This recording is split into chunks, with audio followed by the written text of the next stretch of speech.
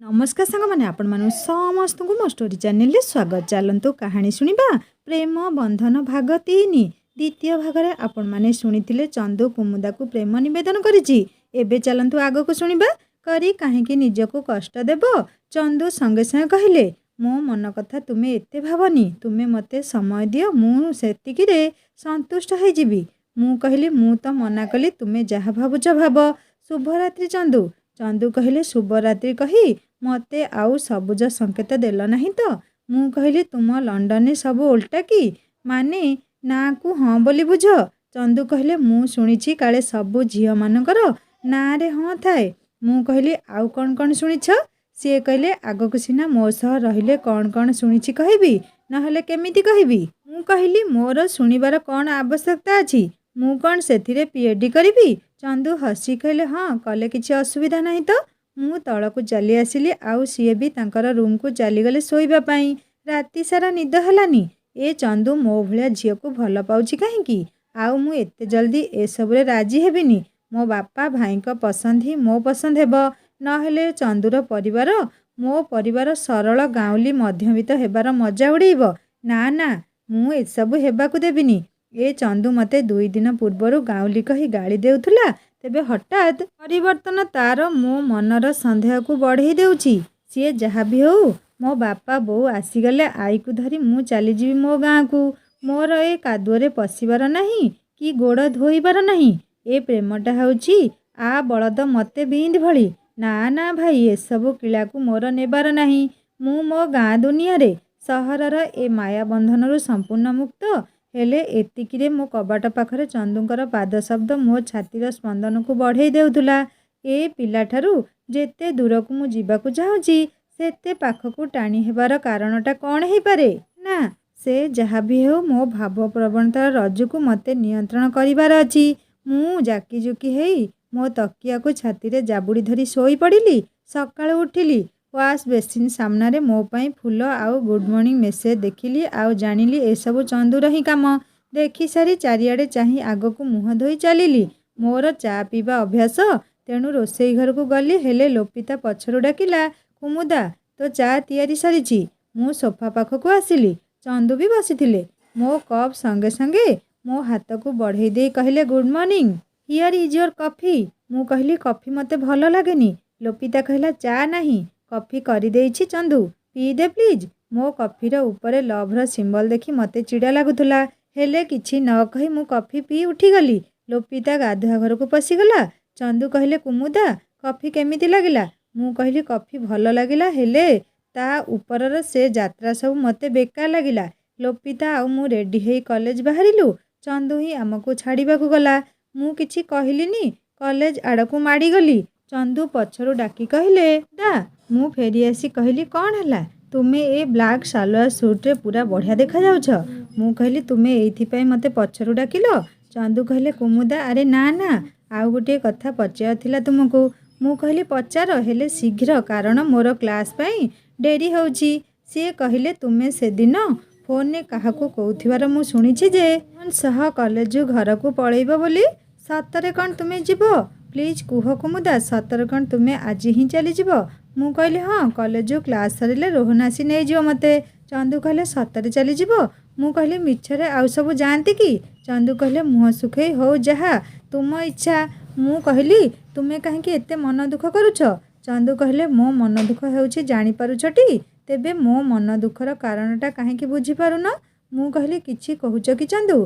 चंदू कहले तुमे जदि घर को जीवो मु तुमको छाड़ीबाकू जाई परिबी कि। मु संगे संगे कहली जमारू नुहे, आमर गाँटा तुमे गले सेठी को लोके कौन कहिबे। मो कथारे चंदू किछि न कही मुह फुलेई गाड़ी धरी पळेई गले। मते बहुत खराब लागुथला चंदू को मुह सुखिवा देखी।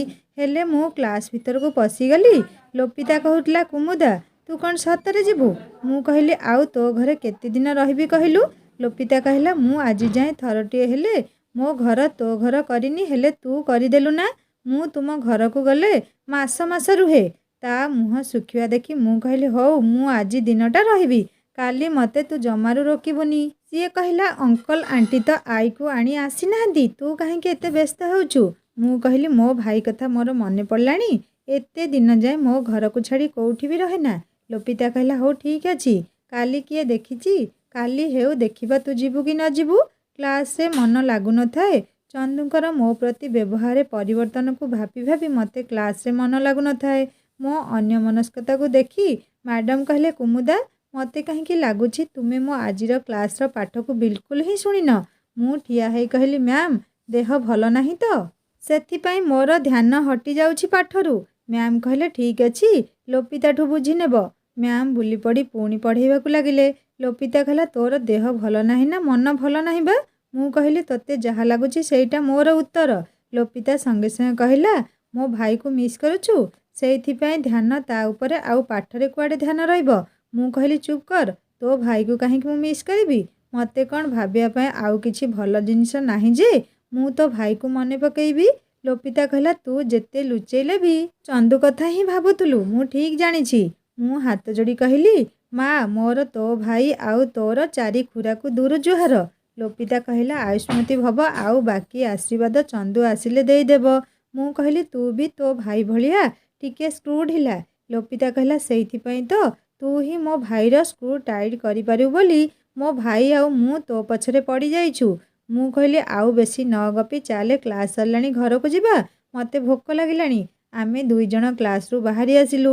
ଚନ୍ଦୁଙ୍କର ଶୁଖିଲା ମୁହଁ ପୁରା ଖୁସି ହୋଇଯାଇଥିଲା ମୋତେ ଦେଖି। ଚନ୍ଦୁ କହିଲେ କୁମୁଦା, ତୁମେ ଯିବନି ନା? ରୋହନ ତ ଆସିନି, ସେ ସତରେ କ'ଣ ଆସିବ ଆଉ ତୁମକୁ ନେବା ପାଇଁ? ଲୋପିତା କହିଲା ତୋ ମନ ରଖି ସିଏ ଆଜି ଗଲାନି।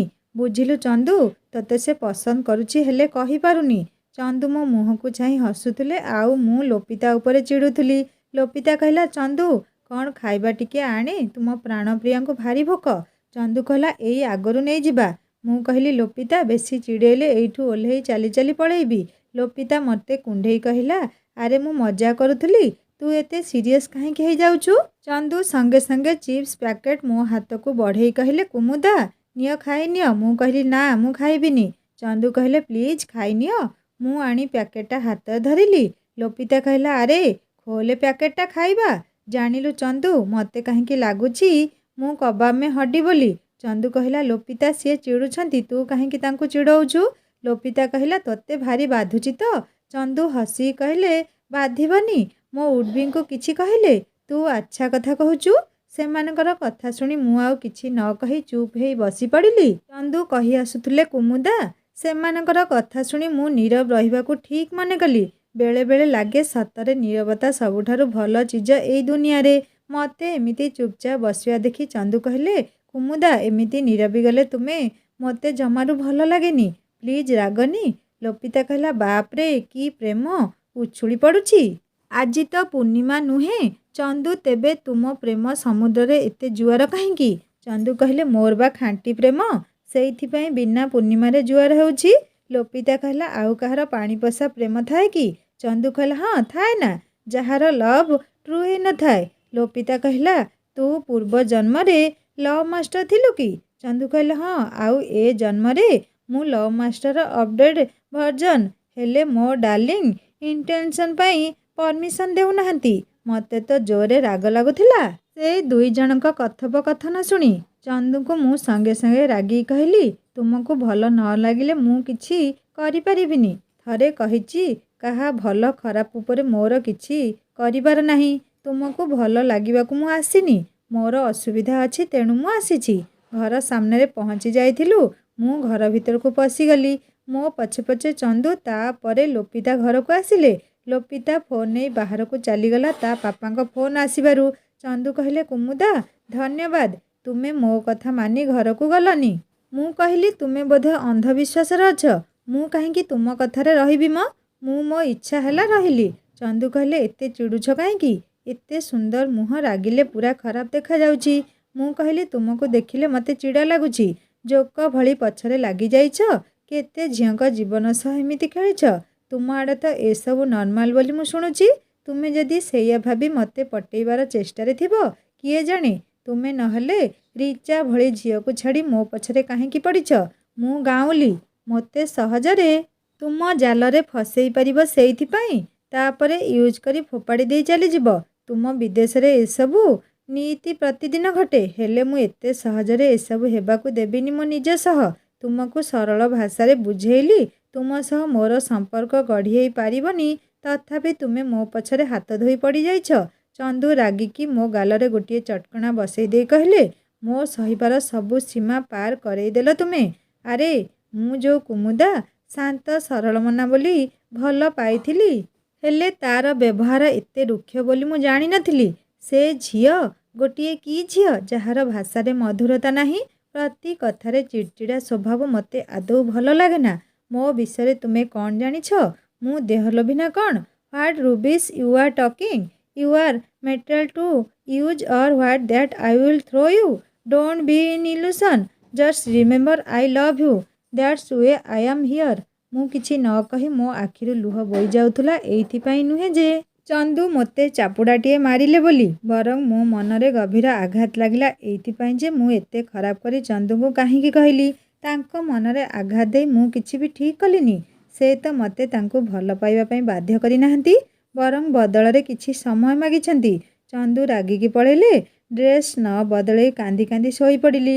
ଲୋପିତା ଯେତେ ଉଠେଇଲା ଖାଇବା ପାଇଁ ମୁଁ ଜମାରୁ ଉଠିଲିନି। ଖାଲି ଲୋପିତାର କଥା ମୋ କାନରେ ପଡ଼ିଲା, ଏଠି ତୁ ଖାଇନୁ, ରାଗିକି ଶୋଇଛୁ, ଆଉ ସେଠି ସେ ମାଙ୍କଡ଼ ରାଗିକି ଶୋଇଛି ଖାଉନି, ଯେତେ ଡାକିଲେ ଉଠୁନି। ମୁଁ କାହିଁକି ତୁମ ମଝିରେ ବଳି ପଡ଼ିବି? ମୁଁ ଖାଇଦେଇ ଶୋଇପଡ଼ୁଛି, ତୁମ କଳିର ସମାଧାନ ହେଲେ ଡାକିବ। ମୁଁ ମନେ ମନେ ଭାବୁଥିଲି, ଭୁଲ ମୋର, ତେଣୁ ଯାଉଛି ତାଙ୍କୁ ଡାକିବି ଆଉ ଭୁଲ ମାଗିନେବି। ହେଲେ ପୁଣି ଭାବିଲି ଯେ ମୁଁ ତାଙ୍କୁ କଥାରେ କହିଲିଟି, ସିଏ ମୋତେ ସେମିତି କଥାରେ କହିଲେନି। କୋଉ ଅଧିକାରରେ ମୋ ଉପରକୁ ହାତ ଉଠେଇଦେଲେ? ଏତେ ରାଗ ଯାହାର, ମୁଁ ତାକୁ ଜମାରୁ ଡାକିବିନି ଆଗ। ମୋର କ'ଣ ବନ୍ଧୁ ଘର ଭାଙ୍ଗି ଯାଉଛି ତାଙ୍କୁ ନ ଡାକିଲେ? ଚନ୍ଦୁ ଡାକୁଥିଲେ, କୁମୁଦା ଆସ ଖାଇବ। ମୋତେ ବହୁତ ଖରାପ ଲାଗୁଥିଲା, ଆଉ ମୁଁ ନ ଖାଇ କାନ୍ଦି କାନ୍ଦି ଶୋଇବାର ଅଭିନୟ କରୁଥିଲି। ଲୋପିତା ବି ଡାକିଲା, ହେଲେ ମୁଁ ଶୁଣିଲିନି। ସିଏ ଯେହେତୁ ମୋତେ ଭଲ ଭାବେ ଜାଣିଛି, ତେଣୁ ବିଶେଷ କିଛି ମନ୍ତବ୍ୟ ନ ଦେଇ ଚାଲିଗଲା। କେତେ ସମୟ ପରେ କବାଟରେ ଠକ୍ ଠକ୍ ଶବ୍ଦ ସାଙ୍ଗକୁ ଚନ୍ଦୁଙ୍କର ସ୍ୱର, କୁମୁଦା ମୁଁ ଭିତରକୁ ଆସିପାରେ କି? ମୋ ଛାତିର ସ୍ପନ୍ଦନକୁ ବଢ଼େଇ ଦେଉଥିଲା। ମୁଁ କଅଁଳିଆ କଣ୍ଠରେ କହିଲି, ହଁ ଆସିପାର। ତାଙ୍କୁ ମୁହଁ ଉଠେଇ ଦେଖିବାର ସାହସ ବି ମୁଁ କରିପାରୁନଥିଲି। ମୋତେ ଲାଗୁଥିଲା ଯେମିତି ମୁଁ ବିରାଟ ବଡ଼ ପାପ କରିଦେଇଛି ତାଙ୍କୁ କହିକି। ମୁଁ କିଛି କହିବା ପୂର୍ବରୁ ସେ କହିଲେ, ଆକ୍ଚୁଆଲି ଆଇ ଏମ୍ ସରି। ମୋର ଏମିତି ବ୍ୟବହାର ପାଇଁ ମୁଁ ଅତ୍ୟନ୍ତ ଦୁଃଖିତ। ମୁଁ ତୁମ ଉପରକୁ ହାତ ଉଠେଇ କିଛି ଠିକ୍ କଲିନି। ମୁଁ କ'ଣ କରିବି ଯେ? ମୁଁ ମୋ ଟେମ୍ପରମେଣ୍ଟକୁ କଣ୍ଟ୍ରୋଲ କରିପାରିଲିନି, ଆଉ ମୋ ହାତ ଅଚାନକ ଉଠିଗଲା। ମୁଁ କହିଲି, ସରି କହିବା କିଛି ଦରକାର ନାହିଁ, କାରଣ ଭୁଲ ମୋର, ତେଣୁ ତୁମେ ସରି କହି ମୋତେ ଲଜ୍ଜିତ କରାଅନି। ମୋର ବ୍ୟବହାର ପାଇଁ ମୁଁ ଦୁଃଖିତ। ହେଲେ ଏତିକି କହୁ କହୁ ମୁଁ କାନ୍ଦି ପକେଇଲି। ଚନ୍ଦୁ ତାଙ୍କ ହାତରୁ ଖାଇବା ଥାଳି ପାଖରେ ପଡ଼ିଥିବା ଖାଲି ଟେବୁଲ ଉପରେ ଥୋଇଦେଇ ମୋ ଲୁହ ପୋଛି କହିଲେ, କୁମୁଦା ତୁମେ କାନ୍ଦନି ଦୟାକରି। ମୋତେ ଭଲ ଲାଗୁନି ତୁମେ କାନ୍ଦିଲେ। ମୋ ଲୁହ ପୋଛିଲା ବେଳେ ମୋ ଆଖି ହଠାତ୍ ତାଙ୍କର ହାତ ଉପରେ ପଡ଼ିଗଲା। ହାତରେ ତାଙ୍କର ରକ୍ତ। ହେଲେ ଏସବୁ ରକ୍ତ ଆସିଲା କୋଉଠୁ? ମୁଁ ତାଙ୍କ ହାତକୁ ଟାଣି ନେଇ ଦେଖିବା ବେଳକୁ ଡାହାଣ ହାତ ତାଙ୍କର ଖଣ୍ଡିଆ ହେଇଯାଇଛି। କିଛି ନ ପଚାରି ମୁଁ ସିଧା ଫାଷ୍ଟଏଡ୍ ବକ୍ସ ଆଣିବା ପାଇଁ ଧାଇଁଲି। ସେଥିରୁ ତୁଳା ବାହାର କରି ରକ୍ତ ପୋଛି ମଲମ ଲଗେଇ ପଟି କରିଦେଲି। ମୁଁ କହିଲି, ଏସବୁ ହେଲା କେମିତି? ସେ କହିଲେ, ସେସବୁ ଛାଡ଼, ତୁମେ ଖାଇନିଅ। ତୁମ ଖାଇବା ଆଣିଦେଇଛି, ଏଇ ଟେବୁଲ ଉପରେ ଅଛି। ତୁମକୁ ଭୋକ ଲାଗୁଥିଲା ପରା, ମୋ ଉପରେ ରାଗିଛ, ହେଲେ ଖାଇବନି କାହିଁକି? ଖାଇବା ଉପରେ ରାଗିଲେ ଲକ୍ଷ୍ମୀ ଛାଡ଼ିଯିବେ। ଚନ୍ଦୁଙ୍କ କଥାରେ ମୁଁ କହିଲି, ତୁମେ ଖାଇଲଣି? ସିଏ କହିଲେ, ହଁ। ଏବେ ତୁମେ ଖାଇନିଅ କୁମୁଦା, ନହେଲେ ଦେହ ଖରାପ ହେଇଯିବ। ମୁଁ କହିଲି, ଚନ୍ଦୁ ମିଛ ବି ତୁମକୁ ଠିକ୍ରେ କହି ଆସେନି। ତୁମେ ଖାଇନାହଁ ଏଯାଏଁ? ଚନ୍ଦୁ କହିଲେ, ତୁମେ କେମିତି ଜାଣିଲ ମୁଁ ଖାଇନି ବୋଲି? ମୁଁ କହିଲି, ତୁମ ଆଖି କହୁଛି ତୁମେ ଖାଇନ। ତୁମେ ନ ଖାଇଲେ ମୁଁ ଭାବିବି ମୋତେ ତୁମେ କ୍ଷମା ଦେଲନି। ସିଏ କହିଲେ, ହଉ ତୁମେ ଆଗେ ଖାଇନିଅ, ମୁଁ ତୁମ ପରେ ଖାଇନେବି। ହେଲେ ତୁମେ ଖାଇବ କେମିତି ବୋଲି ପ୍ରଶ୍ନ କଲି ମୁଁ। ସିଏ କହିଲେ, ଖାଇବା ହାତରେ ଖାଇବି କୁମୁଦା? ଇଏ ଗୋଟିଏ ପଚାରିବା ଭଳି ପ୍ରଶ୍ନ କି? ମୁଁ କହିଲି, ହଁ। ଏ ପ୍ରଶ୍ନ ପଚାରିବାର କାରଣ ଏଇଆ ଯେ ତୁମ ହାତ ଖଣ୍ଡିଆ ହେଇଯାଇଛି, ଖାଇବା ଖାଇବ କେମିତି? ସିଏ କହିଲେ, ଚାମଚରେ ଖାଇନେବି। ମୁଁ କହିଲି, ଚାମଚ ବି ତୁମେ ସେ ହାତରେ ଧରି ପାରିବନି, ତେଣୁ ମୁଁ ତୁମକୁ ଖୁଆଇ ଦେଇ ପ୍ରାୟଶ୍ଚିତ କରିବାକୁ ଚାହେଁ ଚନ୍ଦୁ। କ'ଣ ଅନୁମତି ମିଳିବ? ସେ ଛୋଟ ପିଲାଙ୍କ ଭଳି ମୁଣ୍ଡ ହଲେଇ ଦେଲେ। ମୁଁ ତାଙ୍କୁ ଖୁଆଇବା ପରେ ନିଜେ ଖାଇଲି। ବାସନ ସବୁ ନେଇ ଧୋଇକି ରଖିଲି। ଚନ୍ଦୁକୁ ଔଷଧ ନେଇ ଖାଇବା ପାଇଁ ଦେଲି ଦରଦ ଛାଡ଼ିବା ପାଇଁ। ଲୋପିତା ଆମକୁ ଦେଖି ଚାଲି ଚାଲି ଆସିଲା ଆଉ କହିଲା, ତୁମେ ଦୁଇଟା ଟମ୍ ଆଉ ଜେରି ପରିକା ହେଉଛ। କେତେବେଳେ ମାନ ଅଭିମାନ ତ, ଆଉ କେତେବେଳେ ମାନ ଭଞ୍ଜନ। ମୁଁ କହିଲି, ଆମେ ଦୁଇ ଜଣ ଉପାସ ରହିଲୁ, ହେଲେ ତୁ ଦୁଇ ମାଙ୍କଡ଼ଙ୍କ କଳିରେ ବିଲେଇ ପିଠା ଖାଇବା ଭଳି ଖାଇବା ଖାଇ ଶୋଇପଡ଼ିଲୁ। ସେ କହିଲା, ନହେଲେ ତୁମ ଦୁଇ ଜଣଙ୍କ କଳି ପାଇଁ ମୁଁ କାହିଁକି ବଳି ପଡ଼ିଥାନ୍ତି? ଚନ୍ଦୁ କିଛି କହୁନଥାନ୍ତି ଲୋପିତା କହିଲା, ହିରୋ ଭଳି ନିଜ ହାତକୁ କାନ୍ଥରେ ପିଟି ଖଣ୍ଡିଆ କରିଦେଇଛୁ। ଅପା ପଚାରିଲେ କ'ଣ କହିବୁ? ଚନ୍ଦୁ କହିଲେ, ମୁଁ କହିବି ତୁ କରିଛୁ ବୋଲି। ଲୋପିତା କହିଲା, ଆଚ୍ଛା ପିଲା ତୁ ମୋ ମୁଣ୍ଡ ଉପରେ ତୋ କାରନାମାର ଇତିହାସକୁ ଲଦି ଦେବାକୁ ବସିଛୁ ନୁହେଁ? ଏତେ ଚାଲାକି ଆଉ କରନା। ମୋର ଫୋନ୍ ଆସିଲା ଆଉ ବାପା କହିଲେ, କୁମୁଦା ରେଡ଼ି ହେଇଯା, ଆମେ ଆଈକୁ ନେଇ ଘରକୁ ଫେରୁଛୁ, ତତେ ସେଇପଟେ ନେଇଯିବୁ। ମୁଁ କହିଲି ହଉ ଠିକ୍ ଅଛି। ଏସବୁ ଶୁଣି ଚନ୍ଦୁଙ୍କ ମନ ପୂରା ଦୁଃଖ ହେଇଗଲା। ମୁଁ ଜାଣିନି କ'ଣ ପାଇଁ ମୋତେ ବି ଭାରି ଖରାପ ଲାଗୁଥିଲା। ଲୋପିତାର ଘର ଛାଡ଼ି ଯିବାକୁ ମୋର ଇଚ୍ଛା ନଥିଲା, ହେଲେ ଏତେ ଦିନ ରହିଲେଣି, ବାପାଙ୍କୁ ଆଉ କ'ଣ କହି ରହିଥାନ୍ତି ଯେ? ମୋ ଜିନିଷ ସବୁ ଠିକ୍ କରି ମୋ ବ୍ୟାଗ୍ରେ ପୂରେଇ ଦେଲି। ବାପା କହିବା ଅନୁସାରେ ସେମାନଙ୍କର ଆସିବା ପାଇଁ ମାତ୍ର ଅଧଘଣ୍ଟା ଲାଗିବ। ଚନ୍ଦୁଙ୍କ ପାଖକୁ ଗଲି ଆଉ କହିଲି, ମୋ ରହିବା ଭିତରେ ମୁଁ ତୁମକୁ ଅନେକ କଷ୍ଟ ଦେଇଛି, ସେଇଥିପାଇଁ ମୁଁ କ୍ଷମା ଚାହେଁ। ତୁମ ହାତ ସେମିତି ହେଇଛି ଲୋପିତାକୁ କହିବ ଖୁଆଇଦେବ, ନହେଲେ ତୁମ ମାଙ୍କ ପାଖକୁ ଚାଲିଯିବ। ସିଏ କହିଲେ, କୁମୁଦା ତୁମେ ଚାଲିଯିବା ପରେ ଘରଟା ପୂରା ଖାଲି ଖାଲି ଲାଗିବ, ହେଲେ ତୁମ ବାପା ଯେତେବେଳେ ନିଜେ କହିଲେଣି ତୁମକୁ ଆସି ନେବେ ବୋଲି, ମୁଁ ରୋକିବାକୁ କିଏ?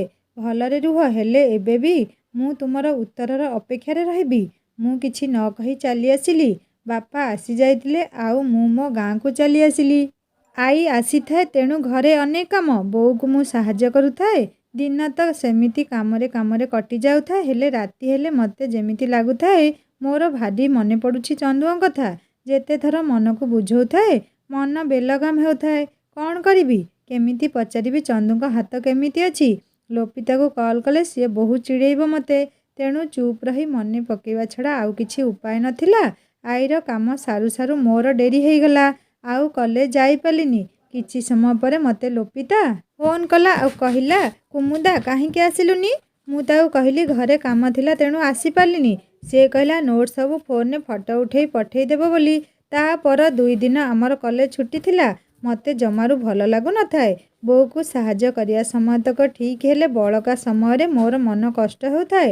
ବୋଉ କହିଲା, କୁମୁଦା ତୁ ଯା, ଗାଁ ଭିତରେ ବୁଲି ଆସିବୁ। 3 ଦିନ ହେଲାଣି ମୋ ଝିଅ କାମ କରି ପୂରା ଥକିଗଲାଣି। ରୀମା ଖୁଡ଼ି ଘର ମା ଆସିଗଲା ଆଉ ବୋଉକୁ କହିଲା, ସେ କାମ କଲେ ଯଦି ତୋ ମନ ବଥା ହେଉଛି ତେବେ ତା ବୋପା ଭାଇକି କହି ଝୁଲଣି ଲଗେଇ ଦଉନୁ, ସିଏ ଝୁଲିବ। ଆଲୋ ମାଇକିନିଆ ଝୁଅ, ସିଏ କାମ କରିବନି ତ ଶାଶୁ ଘରେ ଗଲେ କ'ଣ କରିବ? ମୁଁ ତା କଥା ଶୁଣି କହିଲି, ଆଲୋ ବୁଢ଼ୀ, ଏତେ ଦିନ ହେଲା ମୁଁ ନଥିଲି, ତୋର କ'ଣ ଭାତ ହଜମ ହେଉଥିବ କି? ମୁଁ ଆସିବା କଥା କେମିତି ଜାଣିଲୁ ବା? ଚାଲି ଆସିଲୁ ମୋ ସହ ଝଡ଼େଇ ହେବାକୁ। ବୁଢ଼ୀମା କହିଲା, ଯାଆଲୋ ଏ ରଙ୍ଗ ରହିଲେ ହେଲା। କହିଲି, ବୁଢ଼ୀ, ମୋ ଜନ୍ମ ହେବା ପରଠାରୁ ମୋ ସହ ହିଁ ଲାଗିଛି। ଛୁଆବେଳେ ତ ମୁଁ କହୁଥିଲି, ବୁଢ଼ୀ ତୁ କେବେ ମରିବୁ କେଜାଣି? ଯେଉଁଦିନ ଆରପାରିକୁ ଚାଲିଯିବୁ ମୋ ରାସ୍ତାର କଣ୍ଟା ଯିବ ଆଉ ମୁଁ ଶାନ୍ତିରେ ନିଶ୍ୱାସ ମାରିବି। ହେଲେ ଏବେ ମୁଁ ବଡ଼ ହେଇଯାଇଛି, ଆଉ ଚିଡ଼ୁନି। ମୁଁ ବି ତା ସହ ତାଳ ପକେଇ ତର୍କ ବିତର୍କରେ ଯୋଗଦାନ କରିବା ଭଳି ବ୍ୟସ୍ତ। ରଙ୍ଗ କାହିଁକି ରହିବନି କିଲୋ ବୁଢ଼ୀ? ମୋ ରଙ୍ଗଟା ଜନ୍ମରୁ ଆଶୀର୍ବାଦରେ ମିଳିଛି ପରା। ଆଉ ମୋତେ ଦେଖି ତୁ କାହିଁକି ଏମିତି ହେଉଛୁ? ମୋତେ ଲାଗୁଛି ତୁ ବୋଧହୁଏ ଜଳୁଛୁ। ମୁହଁ ମୋଡ଼ି ଦେଇ ବୁଢ଼ୀ କହିଲା, ଯାଆଲୋ ରଙ୍ଗୀ, ତୁଚ୍ଛାକୁ ଏତେ ମୁଦି ନାହିଁ ଗୋଡ଼ କଚାଡ଼ୁ କେତେ? ଗେଲବସର ସବୁ ତୋର ଛାଡ଼ିବ ଗେରସ୍ତ ଘରକୁ ଗଲେ। ହସି କହିଲି, ରହଲୋ ବୁଢ଼ୀ, ତୁ ଯଦି ବଞ୍ଚିଥିବୁ ତାହେଲେ ଦେଖିବୁ ମୋ ସ୍ୱାମୀ ମୋତେ ରାଣୀ ପରି ରଖିବ। ସେତେବେଳେ ତ ତୁ ମୋ ଅୟସରେ ପରିପୂର୍ଣ୍ଣ ଜୀବନକୁ ଦେଖି ଓଦା ଘଷି ପରି କୁହୁଳି କୁହୁଳି ଜଳିବୁ। ହେଲେ ଭଗବାନ କରନ୍ତୁ ତୋ ଭଳିଆ ପାଚିଲା ତାଳ ସମ୍ଭାଳି ହେଇ ସେ ଯାଏଁ ରହୁ।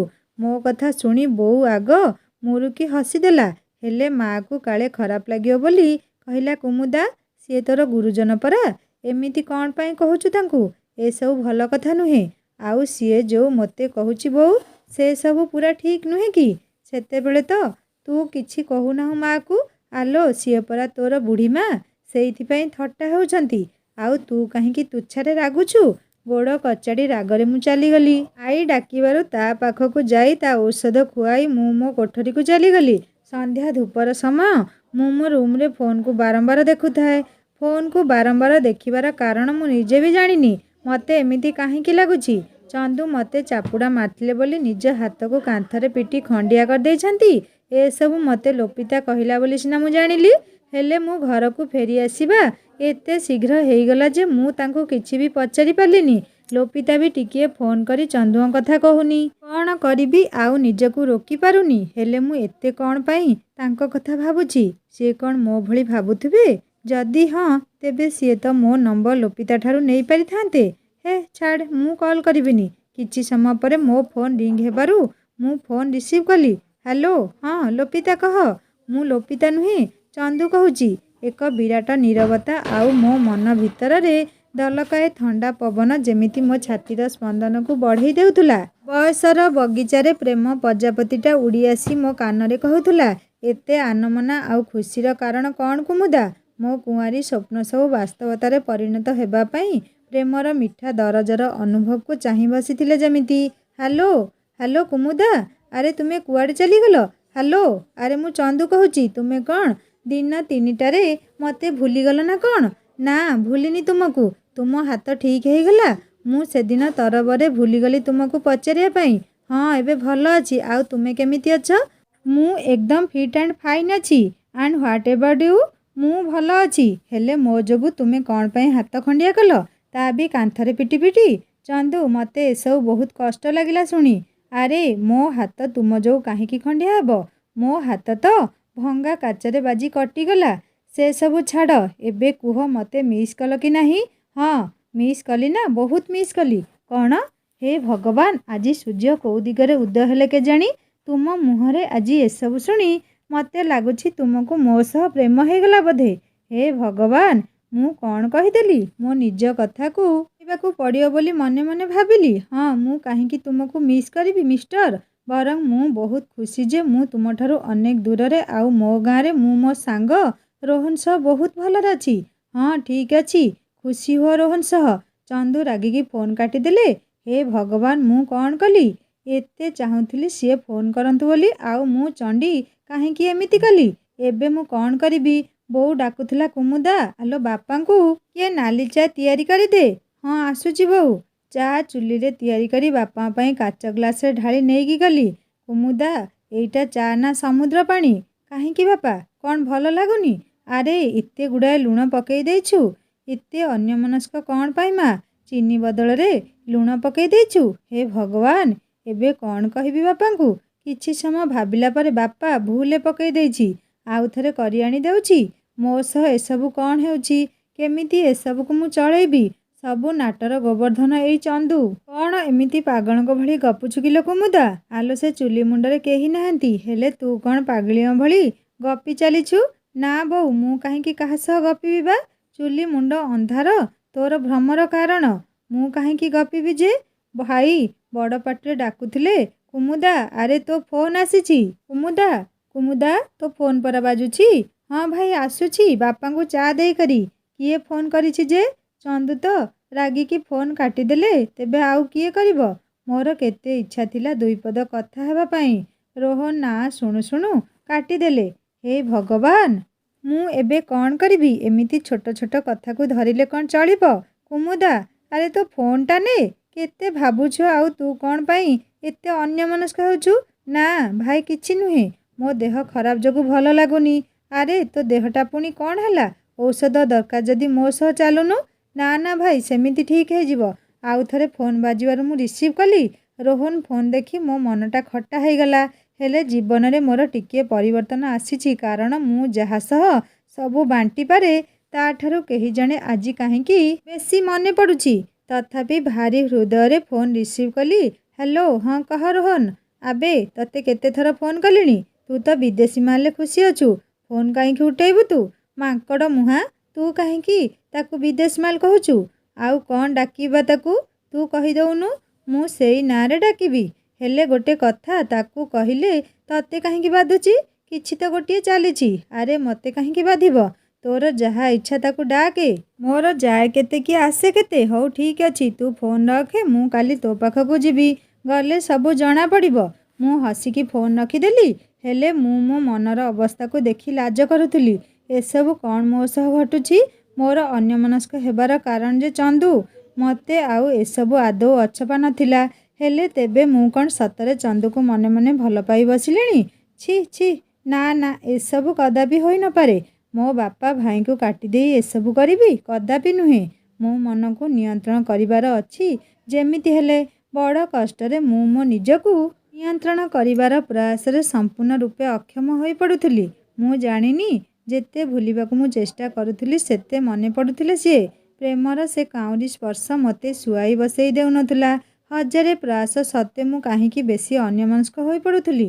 ଆକାଶରେ ଭର୍ତ୍ତି ତାରା ଫୁଲ ମୋ ମନର ଅବସ୍ଥାକୁ ଦେଖି ତାଚ୍ଛଲ୍ୟ କରୁଥିଲେ, ଆଉ ଜହ୍ନ ମୋ କୁଆଁରୀ ଲାଜକୁ ଦେଖି ନିର୍ମୂଳୀ ଲତାଠାରୁ ବେଶୀ ଝାଉଁଳି ପଡ଼ୁଥିଲା। ଉତ୍ତରା ପବନ ସାଙ୍ଗକୁ ଶେଫାଳୀର ଭୁରୁ ଭୁରୁ ବାସ୍ନା ମୋ ମନକୁ ରୋମାଞ୍ଚିତ କରୁଥିଲା।